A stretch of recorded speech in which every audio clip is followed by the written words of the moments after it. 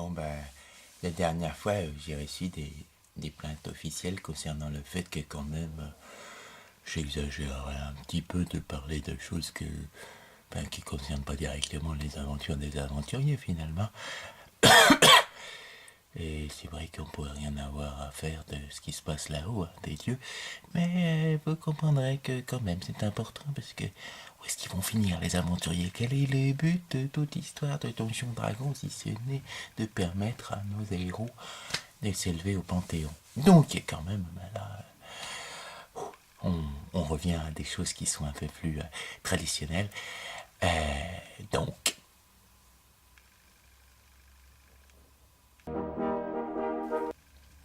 c'est bien ces panneaux là, c'est pas mal pour...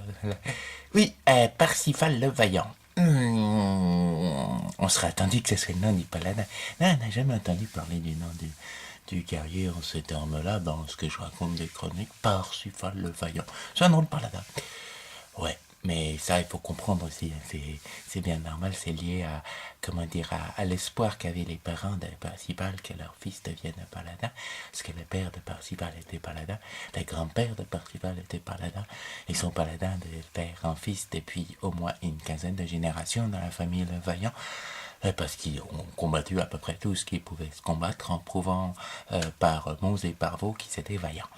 Quant aux femmes, elles étaient dans les plus belles qu'on puisse épouser dans toutes les régions où on pouvait les sauver, puisque à chaque fois, un Le Vaillant épousa une princesse sauvée des griffes cornues de dragons rouges, de sorciers maléfiques ou de nécromants impies. Or donc, l'histoire de Parsifal.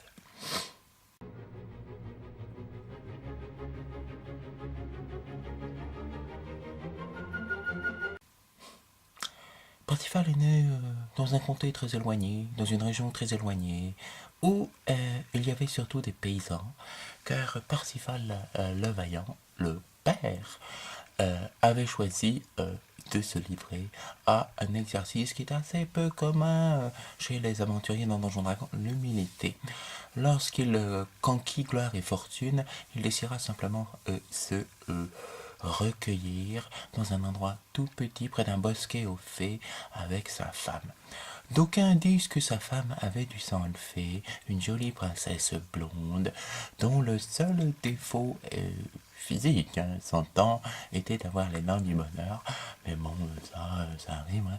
Et les gens généralement se foutaient de la tête de la mère de Parsifal. Hein, exclusivement, c'est comme s'il manquait une dent. C'est très joli. Tant qu'elle souriait pas, la mère de Parsifal. Ça a gêné toute son enfance, le petit Parsifal. Mange ta soupe, mâche bien, découpe avec tes dents. Regardez sa mère. Ouais, il était triste, il était triste.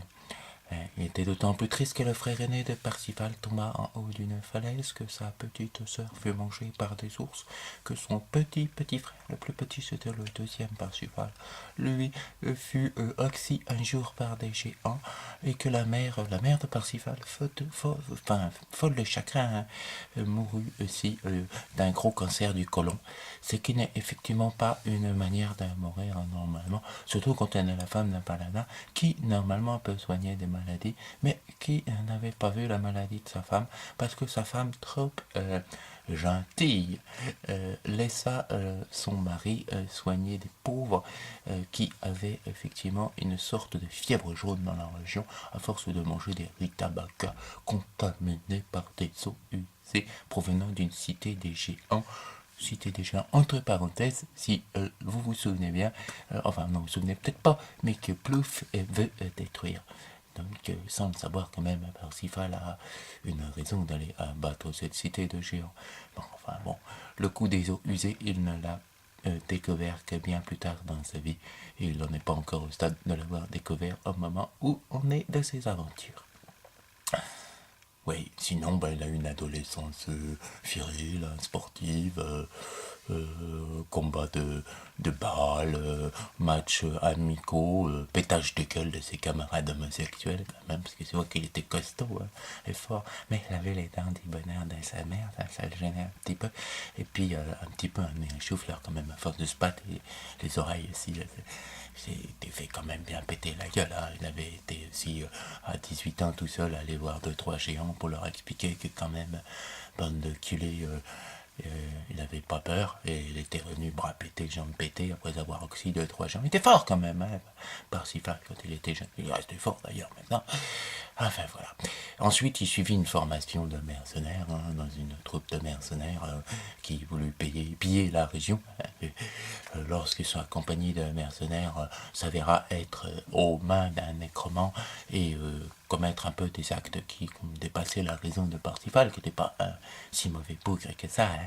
Les viols, ça allait bien à un moment, mais sur les cadavres, ça a commencé à quand même les poser des questions. Et sur des cadavres d'enfants, alors là, Parsifal essaya de massacrer ce qu'il pouvait de sa compagnie et s'enfuir. Et c'est là qu'il tomba sur le barde qui le recruta dans l'équipe d'aventuriers. Voilà.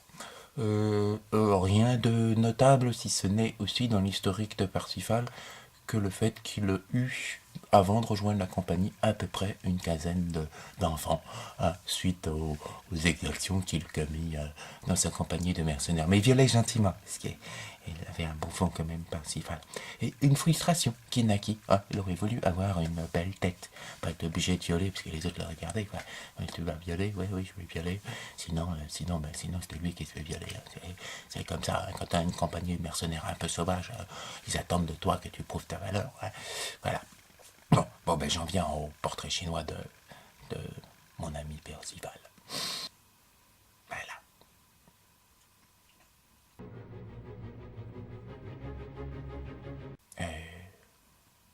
C'est long les portraits, hein.